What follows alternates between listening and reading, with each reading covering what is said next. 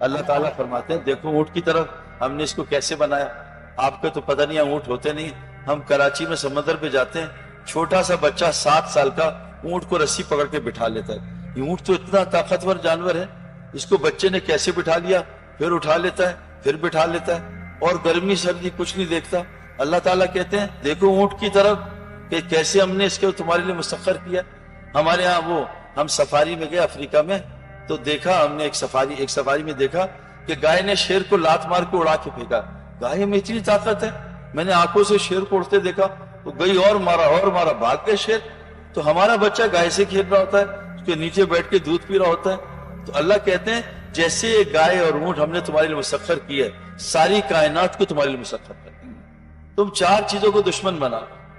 سب سے پہلی چیز دال, دنیا کی محبت اللہ اور اس کے رسول سے زیادہ. دنیا کی محبت, مولوی صاحب بیٹھے ہیں, اگر میں غلط کہوں تو مولوی صاحب بعد میں مجمع میں یہ بات درست کر دیں.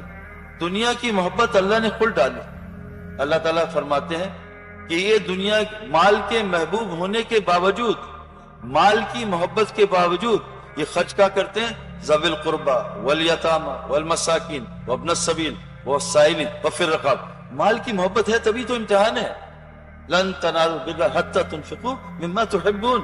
تم نیکی کے کامل درجے تک نہیں پہنچ سکتے جب تک اپنے پسندیدہ مال کو اللہ کے راستے میں خرچ نہ کرو.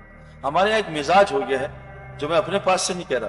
میں دیکھو جو بات کرتا ہوں علماء سے تصدیق کر کے, ایک کے پیچھے نہیں. میں ایک بات بھی پڑھتا ہوں 10 علماء سے پوچھتا ہوں, آگے کروں تصدیق کر کے کرتا ہوں.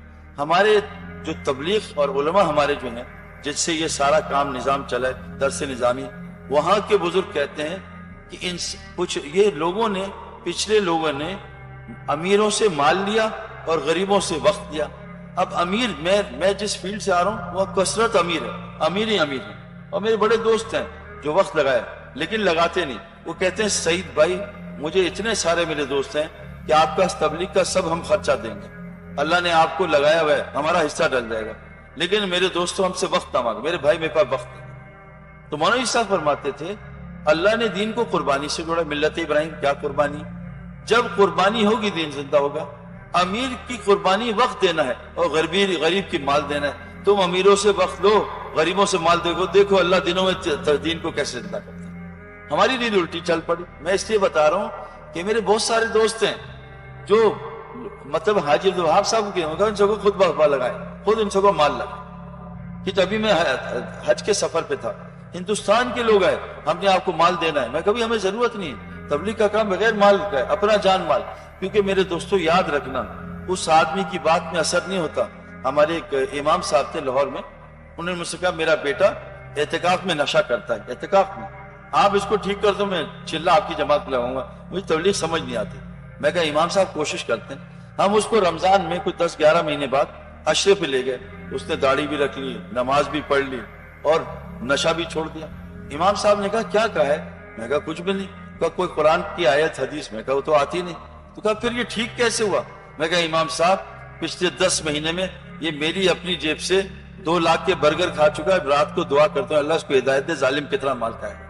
جب تک اپنا مال نہیں لگے گا دل میں درد نہیں ہوگا. اپنا جان اپنا مال.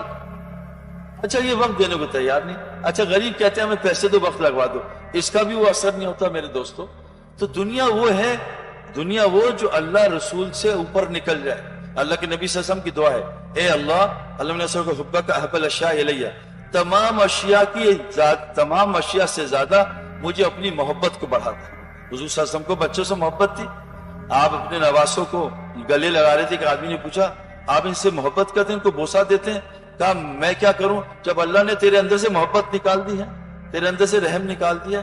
تو اللہ نے ہمارے اندر فرمایا اگر یہ 8 چیزیں, تمہارے باپ, تمہارے بیویاں, بیٹے, تمہارے جو ہے برادری کنبہ, تمہارے جمع کیے مال, تمہارے گھر اور تمہاری تجارتیں تمہیں اللہ رسول سے زیادہ پیاری ہیں اور اللہ کے راستے میں پھر اللہ کا عذاب کا انتظار کرنا. وہ دنیا جو دین یعنی صحابہ کے بارے میں کہتے ہیں انہوں نے دین کو سامنے رکھ کے دنیا میں لگے. ہم دنیا کو سامنے رکھ کے دین میں لگے.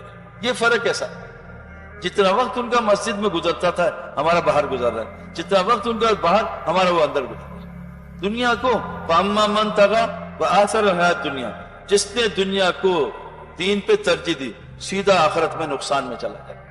دین کو میرے دوستوں سامنے رکھ کے صحابہ میں جو فقر آیا, صحابہ کے گھر جو بھوک آئی, انہوں نے اللہ کو دین کو سامنے رکھا. کیوں کہ حضور صلی اللہ علیہ وسلم نے بتایا اس دین کے لیے اللہ نے انبیاء کا قتل ہوا, اس دین کے لیے انبیاء کو آری سے جو ہے وہ شہید کیا گیا, اس دین کے لیے میرے دوستوں فرمایا حضرت آسیہ کو کیلوں سے ٹھوکا گیا, اس دین کے لیے 950 سال جو ہے اپنا نوح علیہ السلام نے تبلیغ کا کام کیا. اس دین کے لیے نوح علیہ السلام کے گھر میں کھانے کو کچھ نہیں ہوتا تھا. ابراہیم دیولا صاحب فرما رہے تھے ایک سال کا روزہ رکھتے تھے, پانی اور تھوڑا سا کھانا, روٹی نہیں ہوتی تھی.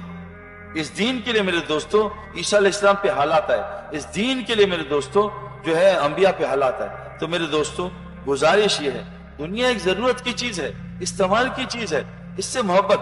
اللہ فرماتے ہیں والذین آمنوا اشد حبا للہ, اللہ والے ایمان والے کون ہیں, اللہ سے عشق کرتے ہیں.